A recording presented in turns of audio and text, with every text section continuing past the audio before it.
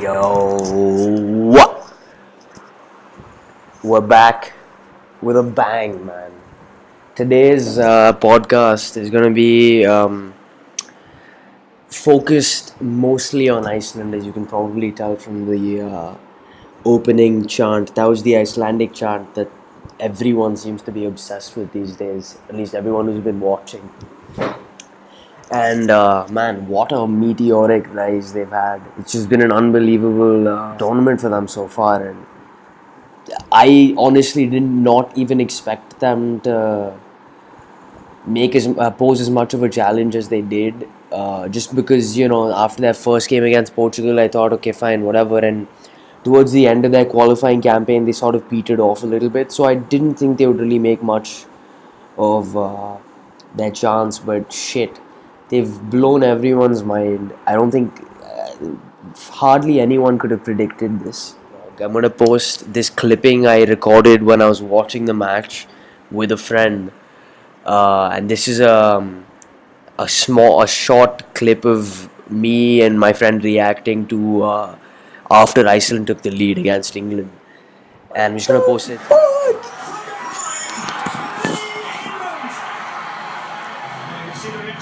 He knows he should be kicking this up, and this is a wonderful team goal as well.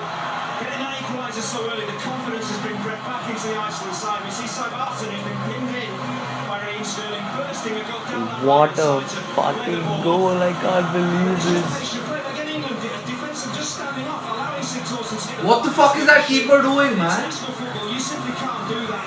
But anyway, there's actually so much to talk about.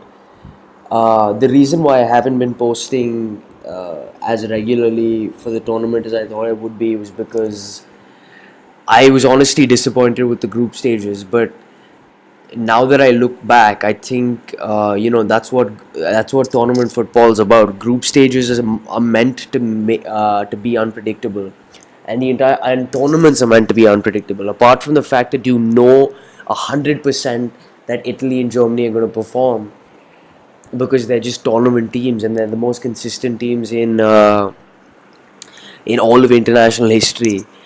You're never going to be able to predict anything, apart from the fact that England are going to fuck up, which I'll get to, which I also love, by the way.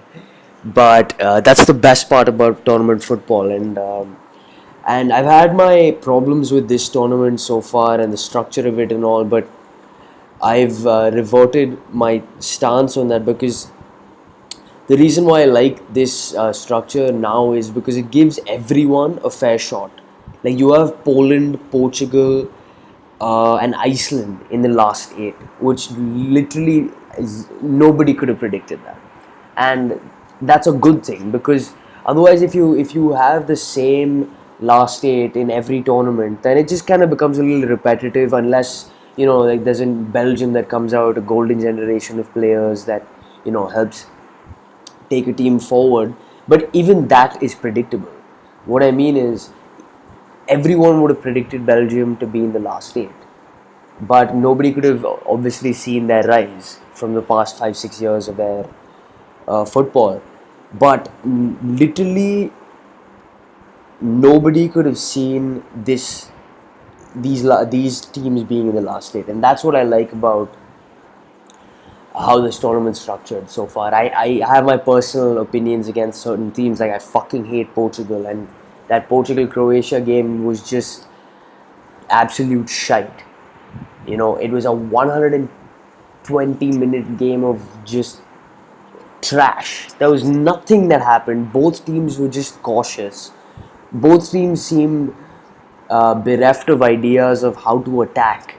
If you think about it, Croatia has like one of the most potent attacks, and Portugal have Ronaldo. Like, logically, that should be one of the most attacking games in the tournament, but it was just shit. Both teams just seemed cautious. They didn't want to attack. They didn't want to probe. They didn't want to risk anything. Whereas, if you look at the Hungary-Belgium game, it was just all-out attack from both sides. Yes, Belgium completely dominated, and they have that quality, and Hazard's just a brilliant, brilliant player overall, and he's finally getting into form. And you also got to see De Bruyne, show his skills. and the base of that midfield between Witsel and Nainggolan just cement how solid they are. But I personally think that if Belgium play a team like with that have a little more quality up front than Hungary.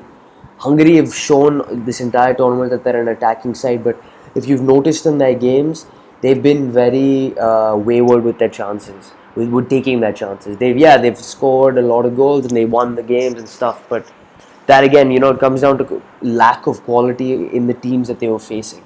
But what my point is, if Belgium face a Germany and even if they dominate the game like they did against Hungary, but they allow Germany a few chances, Germany are going to take it. And let's just take this upcoming fixture that they have. And I was talking to a friend about this again earlier. They're facing Wales. And my friend kind of just wrote off Wales very easily. And it's understandable. Belgium are on paper the better side. But look at Wales this tournament. Look at the way they perform as a team. They're a cohesive unit. They have a certain game plan and they stick to it. So far, the teams I've been seeing in this tournament is, you have a good manager, you have a team that performs like a unit, that performs as one, and you have a game plan, and your team believes in that game plan. You're going to make it through. Evidence of this, you have Iceland, you have Wales, you have Italy. These are the three teams that have just stuck by these three guidelines and they fucking made it. And I honestly think these teams will be the ones who make it furthest. I don't think Iceland are going to beat France, but we'll get to that a little later.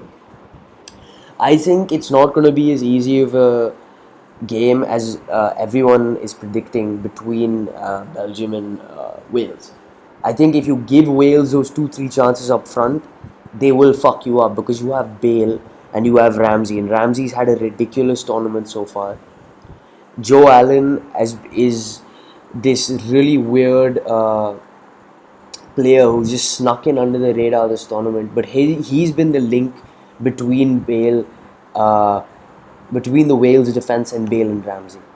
Some of his passes, the goal he assisted for Ramsey against Russia, was just a great pass, and with the amount of quality in this tournament individually, some of that kind of stuff gets overlooked. But keep an eye out on that one. This is a pretty disorganized podcast I so far, but I'll get to the my own predictions towards the end of this. Anyway, Iceland, England. Let's talk about that, and then I'll move on to Spain and Italy. Iceland, England.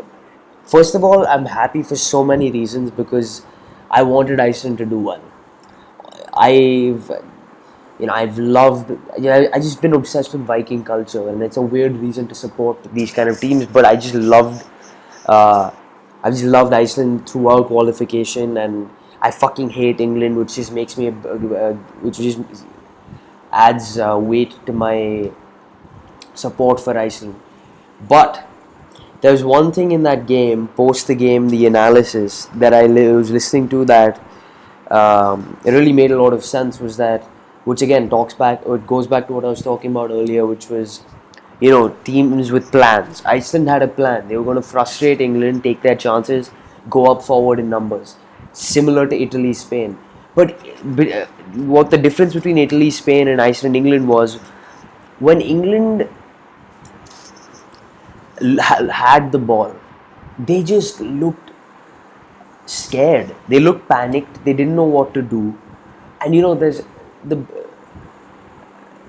the English media, which is like notorious for being very aggressive and stuff like that.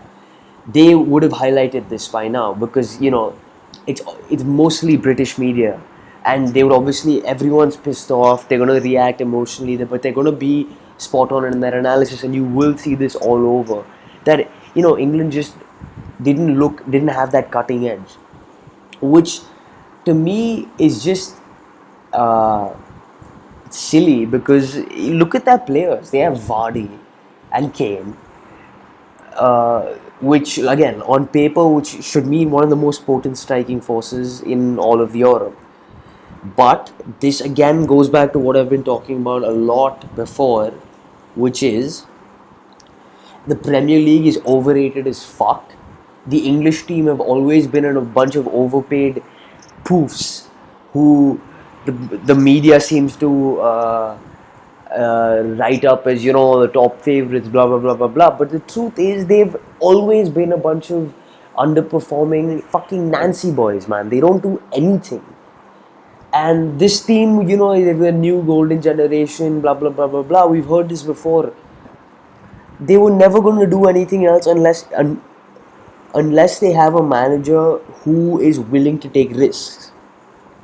And this is another point I want to sort of highlight, is that the importance of taking risks in football, especially in tournament football. And England just didn't do that. They were just fucking dull in their performance. And the fact that Hodgson had a prepared statement just shows that he didn't believe that he and England were gonna make it that far. I personally don't think he prepared the statement for Iceland.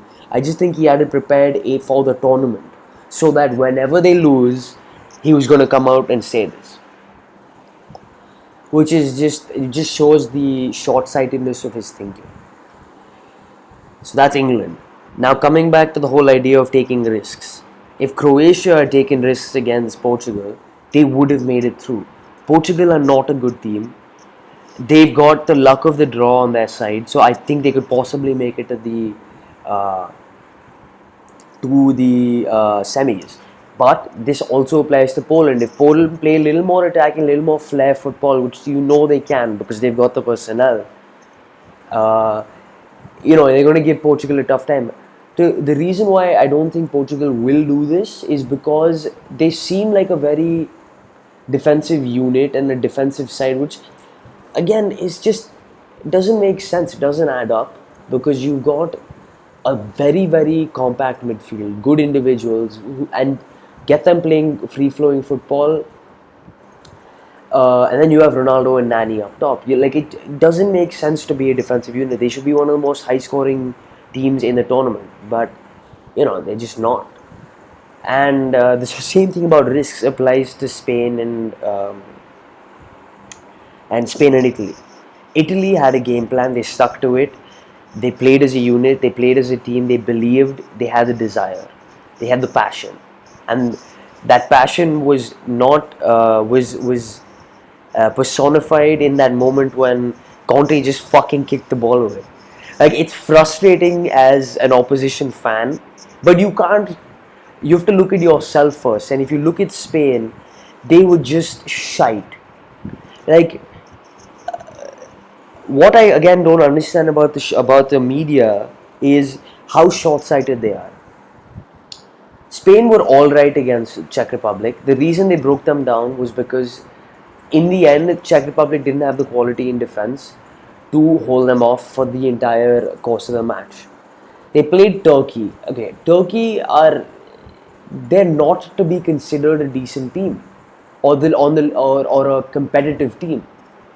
They're a second level. They're a second tier team. Spain beat them 3-0. Suddenly the odds were in their favor. They were favorites. Blah blah blah blah blah. Like, it's just stupid. And then you saw them against Croatia. They were just, again, they had no ideas. But this again, it comes down to the fact that Del Bosque didn't play risky football. He didn't decide to go for a change, to try something cutting edge. He decided to go with the big names, Fabregas, Silva, Busquets, Piqué, Ramos, and all of that. He didn't go with something of a plan B. He didn't even have a plan B.